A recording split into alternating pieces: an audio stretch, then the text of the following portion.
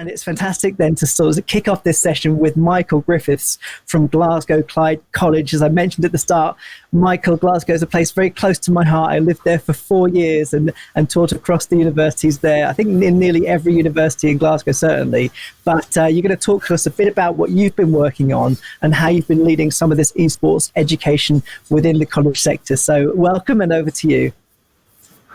Good morning, everyone. Hopefully you can hear me loud and clear.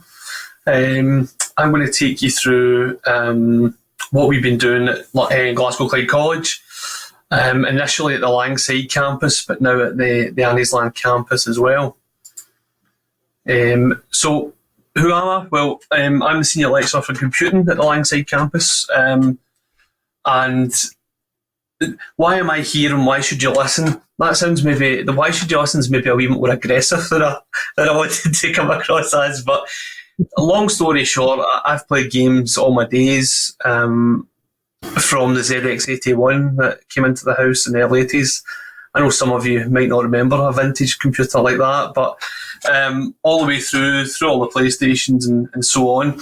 And I've moved on from trying to explain to people why I was never good enough to make it as a footballer, now as to why I was never good enough to make it as a gamer. But I've never gamed competitively.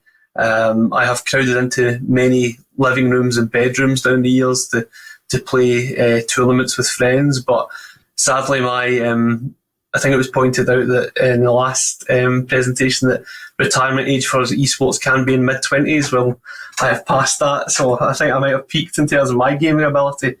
But what I'm going to talk to you about is some of how we've introduced esports into our curriculum, and some of the challenges and some of the victories we've had, and going to be quite honest about the process as well. So what we were asked maybe, 3 years ago now, to come up with maybe some different flavours of curriculum that would break away from the usual computing delivery. We get asked questions about the next big thing. As I say, I've always been a gamer, always enjoyed it. So I floated the idea of esports, which was initially met with, what? And then it was, so you want people to build games? No, I want people to play games. And I think everyone in these presentations will have experienced the kind of, really? The incredulity that there could be a course in gaming and playing games for competitively.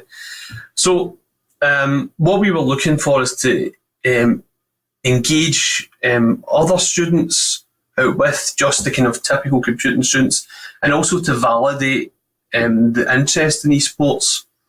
So very briefly, if we look here, this would be maybe 3 years ago, our kind of flat computing course delivery. Level 4 computing would be very much the entry level, getting slightly tougher through the level 5s and level 6s. But there's not much of a flavour in there in terms of variety, and it's not hugely interesting on paper. So with this idea of bringing in esports, what we had to do is come up with where could we slot this into the college year, essentially. How could we make this work alongside a qualification structure? So typically, we looked at maybe the level 4s. We felt that academically at that level it might not be the right place to pitch it. And then we after a long discussions, we prompted to go for level 6. So a level 6 computing course in 2018 would typically have looked like this. So we would deliver it as an NC, a group award, and typically we would deliver 13 SQA credits on that, including the core units for the NC. We would support this. We had 18 credits worth to deliver throughout the year. We tend to deliver the courses in 3 blocks. And using these non-SQA credits, we would usually use that as non-assessable units. Online study, maybe practical networking, programming support units, catch-up sessions, that sort of thing. There can be a slight stigma attached to college units that aren't assessed, that aren't linked to the SQA. However, I think there's a real value in them. So what we decided is that this area here was the area that we could exploit and bring some esports content into the course. So the 2019-2020, we advertised for and recruited for NQ Esports Computing. The important thing here is we gave ourselves, I said permission to fail, and I've left that in and kind of scored out. And I don't mean fail as in fall flat in your face, but use it as a learning opportunity, because this is something that we were just doing it, kind of flying by the seat of our pants. So it was very much on the hoof, adjusting as we went. We left the core units in at the level 6. That still gave the progression into the HNC computing or HNC web or whatever it may be, networking. But with these previous support units, we've introduced online games, esports team building, brand promotion and creation, esports competition and live streaming. Typically, what we would do is allocate 6 hours of class time per week to these subjects. So we would kind of do 2 in a block. The initial idea was explore the world of online games and tailor it to that particular group that had come in. Working through the year, competing against each other, competing against other colleges, and also making streams, clips, and broadcasting their achievements online. It didn't always go to plan, and I've made it how many minutes into this without mentioning COVID? So the state of play is that we're now in 2021, and unfortunately we've still not delivered a full on-campus year of this course, because the first 2 years have been massively disrupted. So the resources, couple of big challenges here. Firstly, we had to get an entire lab upgraded to spec for esports. And in that case, I would say that our IT support was excellent, and we had massive support from the head of curriculum getting it off the ground. He believed in it. With the staff, again, I could talk for a while about this. I managed to put a couple of staff's arms up their back and convince them that they could engage the group with esports, although it could be quite intimidating for staff members who hadn't played competitively. But what I saw their role was to organise and to oversee and to structure things. In terms of the challenges, managing expectations in terms of what can be achieved on the course. The challenge is, I've said, educating the students. That can always be the challenge in our job. In terms of that, what I mean by that is we can encounter students who have seen the esports and become very focused on just playing games. So to try and keep them motivated and maintain an interest in other curricular areas can be a challenge. What I was very keen to avoid was it turning into some sort of gaming club where people just sit and play whatever game they feel like on any given day. That's not esports, in my view. That's just playing games for fun. Not that I don't want it to be fun.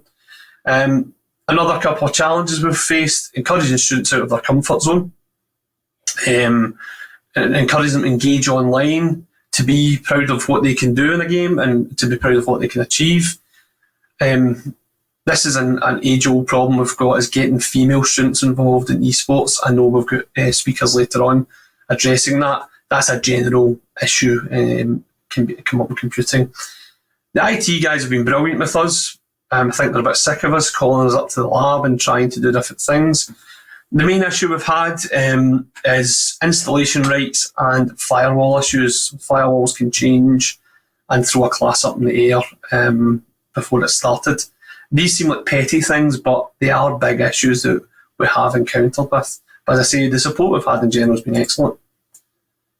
The wins, well, it's been able to offer something personally that I'm passionate about to students who share that passion. Altering the perception of gamers, getting them engaged and moving on. Also, we've used this during the pandemic to bring the students together, to have somewhere to go. We've got a Discord server they can go to. We've also got a gaming lab that can be used for other students to access. And again, just to bring, there was years ago, somebody might be aware of it, the term sticky campus, to keep students wanting to be on campus. So it's a great resource for us to have. And we're creating a safe, competitive and validating environment for gamers. And we're getting the wheels slowly turning on the system.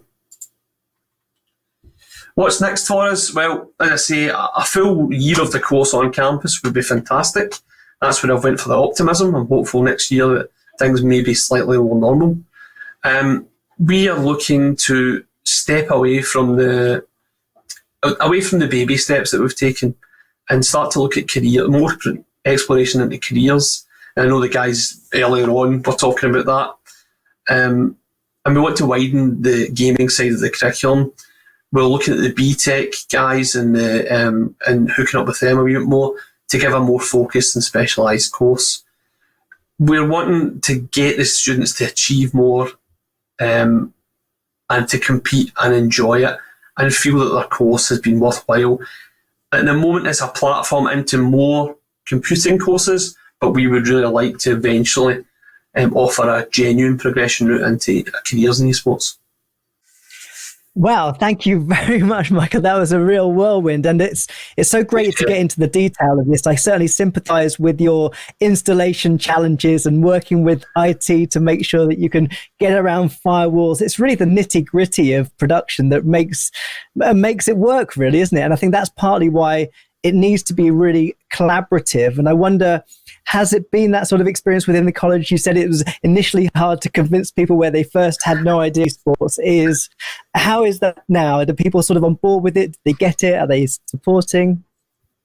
Yeah, I mean, I think one of the things, when people started to see things like FIFA on Sky Sports during the pandemic, when there was no real football happening, I think people started to understand that was the audience was there.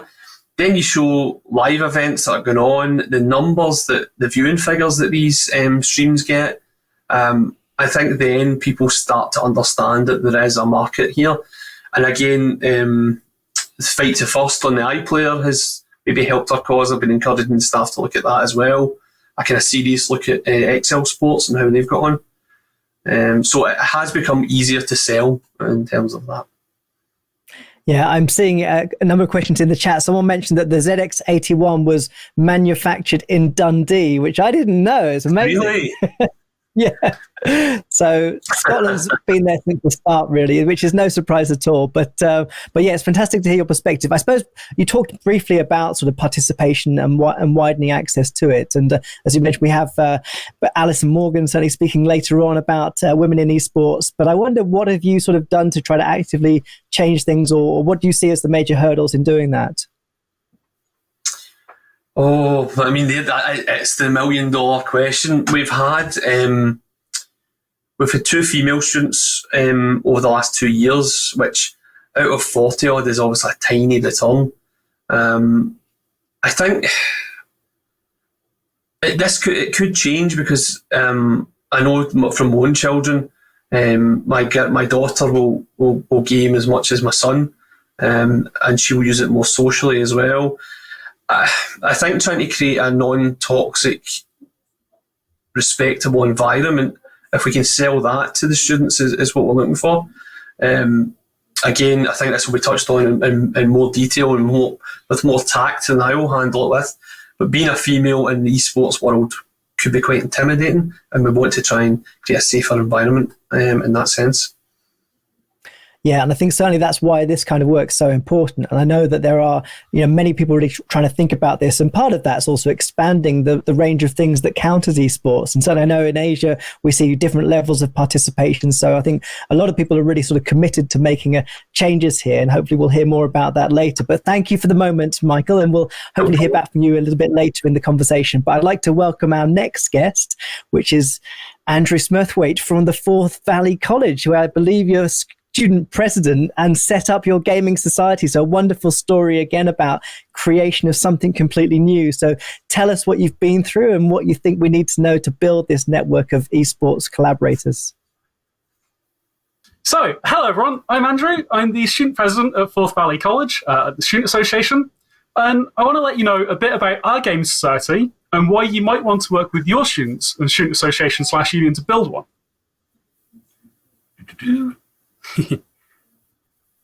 There we go. So, a bit about how ours started, and a little look into its history. It started in 2019 with a dedicated student founder, Aaron Smart, a suitcase full of consoles, and taking over a classroom after college hours. As you can see from these photos, they hosted a recruitment day to bring in students into their community. They had the PlayStation VR and Nintendo Switches out for people to play on. And because of the banter and the interactivity, they pulled in 70 plus members that day. And Aaron's vision when he started the society was to allow people from the local community to come in, join in, and see how the college works and show everyone anyone can come into education no matter their age. Each one of our campuses plays a massive part in its community, and it's important to recognise those links. So I want to show you a bit of video from the sessions that they hosted. There's no audio to these, but I can talk you through what's happening.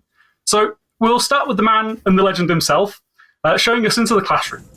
Check this out. And as you can see, there's many people gathering together, playing multiplayer games, and just having a good time. And now, on to the other day, just as busy as the last, and they are often capped at the amount of students they're allowed in one room, which was pretty amazing. Into the last year, under the new leadership during there's this word again, COVID. The Society has become a safe online social space for members from the college, no matter their campus, as well as, mentioned, the people from the local community. The Society hosts weekly game nights of Among Us, where members come together, breaking down the walls of the virtual classroom, a very much needed way to socialise in these isolating times. They also host events, such as the Minecraft Ender Dragon fight, where they provided attendees with the equipment they required, as well as the International Men's Day, playing golf with friends and talking about mental health. Now, we're kind of close to caught up, but one point in history I'd also like to raise was the BEA and CDN Rocket League Cup, a fantastic event that got the Society hyped up to represent our college. This gave space for players to play in a small selection event that the Society ran. Some students putting on their streaming hats and showing off their position, as well as one of the conveners, Gregor, and myself, casting an overview of the event. And throughout the main event, our society gathered around our players and offered their support and defended them against other colleges. And whilst we came in second, we didn't cheat with world champions on our team. So why should you have one? Have you been listening? It's time for a pop quiz. No, not really. I'm winding you all up. Whilst I recognise not every institution will have an Aaron who has access to a suitcase full of consoles, most students will have their own gaming devices to join in with online facilities. The key areas on why you should get one. Socialisation being the first area. It's a great area for students to get together without the pressure of their college work. There's the community aspect, and students get to meet more people and make bigger friend groups and that peer support, which is the next one. And it really gives time for people to get to know other people. And it plays into the old adage of it's not what you know, it's who you know. That plays into soft skills. As a computing student myself, one area we have bad reputation for is bad soft skills, like communication. Having these spaces helps people grow naturally and helps that communication. Mental health. As most of us have probably felt over the last year, talking to people really helps that. There's employability. Students can adapt their skills to create personal projects, like Gregor, who I mentioned earlier, who is a budding content creator. Tournament contestants. How could I not mention the fantastic Scottish Cup again? Our team was pulled from our game society and supported by them. And the last one, because it's fun. So they're all key words in the current educational climate and all very important looking into the future. So I want to talk about how to support one. We don't just throw our society conveners into the deep end and to see who swims. They go through training provided by our Activities and Volunteers Coordinator. They have the option for the staff member to facilitate their society meetings until they feel comfortable to take over, which can take a lot of stress off their shoulders. This ensures they are comfortable with the situations that might arise within the society and that they're okay with the perceived position of perceived power. Another area is advertising.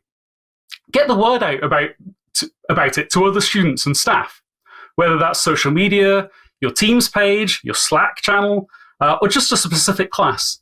The word spreads and it means good membership can grow. Use your connections to help. We got in touch with local organisations and groups to see how they run in the community for best practice. Invite them to events. The top left image was taken at the opening of our Fujitsu hub at the Stirling campus, where we invited the Game Society along because they would also be using this space and helping advertise its uses. And a bit of homework for you all. Speak to your student association / union to see how they can help start societies and how they can help support them. And finally, a thank you. I feel if you want to have a look around at what we do, feel free to follow us on social media, have a look, or have a poke around our new website. Thank you. Wow, thank you so much. That's wonderful to hear. And I must admit, the way in which the societies are being supported by staff is a fantastic model. And I certainly think it's crucial to help any esports society to get going. So tell us a bit more about your journey into this world then. Before you sort of went into college, university life, how did you sort of get into this world? So I originally started off as a window manufacturer and fitter. It's a bit of a wild ride to get here. But I came to college in 2016 looking to change career into computing, and I started my own society within the college, which was around robotics and programming. And when a couple of years in, I was like, I can run for student president. I want to make a few changes within the college that will be great for students. And another student, Aaron, who I spoke about, who came up to me, was like, I want to start a gaming society because whilst there is the local university at Stirling, it's not really localised to us within Forth Valley. So I gave him all the resources that I could. I gave him the extra time, my learning from setting up my robotics club. And we really went forward from there. And he really ran with it and helped it grow. And it also has taught succession planning as well. Because the college life can be quite short, some students only being around for a year or two, it's given chance for students to find their replacements, to understand that these things carry on and they continue to be a force for good for the students who continue to interact with them. And it's been fantastic. It sounds wonderful. And I guess, do you have a sense of where your students come from in terms of the courses they're taking and even the careers they sort of choose afterwards? Is there that kind of insight into their journeys that you have? So looking at where the society itself started was in digital media, the department. And some of the members are computing students or digital media students, but we also have science, we have engineering in there. It's really managed to spread throughout the college, and anyone is welcome to join. And the thing I've been very glad to see is they haven't let cliques form. It's very much an open society that anyone is welcome to join. That's fantastic to hear. And I think that spread of subjects is so important too. Certainly at my university, we have students in our society from all different disciplines. And I would say also, and what I noticed one of the questions in the chat has been about which departments are best to get involved with this. And certainly in my context, we have the business school, the health school, the science school, and the arts and media school, all wanting to collaborate on this venture really. And many of them, I think, partly because it is such an innovative space. Michael, I wonder, what's your experience in that respect? Have you seen other sort of departments wanting to get involved? It certainly relies on a range of production skills to make these things happen. Yeah, so we have we've spoken to some of the fashion lecturers about maybe getting hoodies made for the classes. We've spoken to the business school about possibly looking at some marketing stuff. So it's how one of our challenges is how we can fit all these pieces together to give a course that will run coherently through the year. That's kind of the challenge there. And maybe just to follow on for that, Michael, because I think this is quite a challenging question, but I wonder what your thoughts are on it. So we've had it from somebody in the chat that's asked how we're helping sort of teachers become sort of competent in teaching esports so that we can sort of feed into college. So I guess really about preparation, really, and enabling teachers to feel that they can confidently teach some of this work. Yeah, so we've got lucky in one sense. We've got an excellent lecturer, Michael Robertson, who takes the esports group quite a lot. But obviously, we wouldn't want to put all our eggs in one basket. So, as I say, I kind of spoke earlier about how I maybe put a couple of arms up, a couple of backs, and asked lecturers who had interests in gaming to take the group. And one of the things that we've tried to do, we managed to get them a wee bit of development time, which is like gold dust in the FE sector. We managed to get them a wee bit of development time, but also one of my sells was that I don't want it to be totally student-led, but we want to have the students to have ownership of the course. So rather than it being a traditional week 1 to week 12, here is your curriculum, we want the students, the gamers, the experts in that level to come in and tell us what they're looking for, and that can shape the course as well.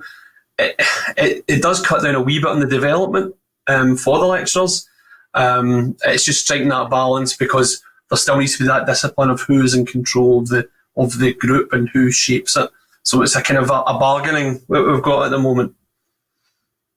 Yeah, and I think what's nice about sort of esports societies and setting up these kind of gaming communities is that there's so much that's happening in this world now that there's some really great reference points for sort of quality standards in production values and those sorts of things. You can really see fantastic events being created around the world, then sort of gradually sort of feed into how we think about our own sort of production too. So Andrew, I'm curious to know also about your experience in working across departments. Has there been much collaboration in your sort of college around different departments? So taking into consideration where I came from the computing, there's a want to work with other departments. Now, sometimes departments can be really busy, so it can be a struggle to get that collaboration. But it's definitely there, and it's definitely be great to explore it and to make sure that we make use of everything that we have and give all students the chance to take part, because it can seem like it's just the computing department or just one department where everyone has skills that can play in, as you were mentioning earlier. And yeah, so it has room to grow, I'll be honest. Yeah, and I think certainly a lot of what we're hearing today is just how much people do want to collaborate. And I'm glad to see also in the chat, there's someone from Dundee and Angus College that's mentioned a esports certificate is being launched in this academic year, so September 21-22. So I think this is a growing community, and hopefully today's event will be a nice way to consolidate those networks.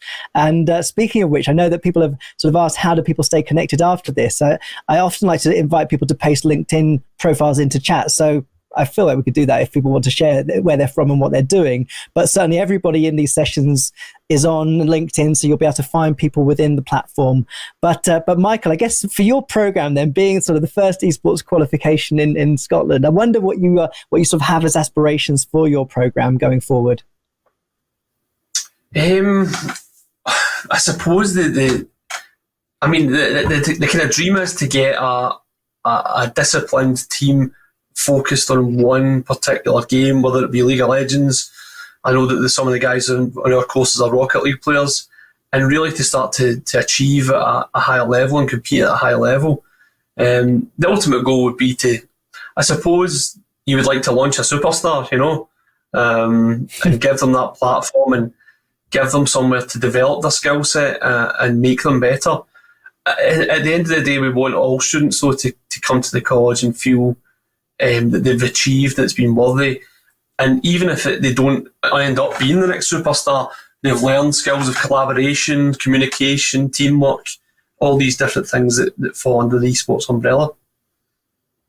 And it's really interesting sort of hearing different perspectives from a range of disciplines, whether it's sort of creative media, filmmaking, or digital technologies, that how these are all interconnected disciplines. And in fact, certainly what I think is really valuable about studying esports, learning about esports production, is how those skill sets really apply to a whole range of settings within the creative and media industries. And that's, I think, what's driving a lot of the innovation, is that collaboration across the staging of events, the production of events, and I suppose also working with organizations that are really pushing the boundaries. I know that Twitch has had a great student sort of program, and there's that kind of support and entry into those organizations. And I wonder, Andrew, do you see that these sorts of collaborations have emerged around your setting? Is there sort of connections with businesses and companies that are helping realize what it is you want to do?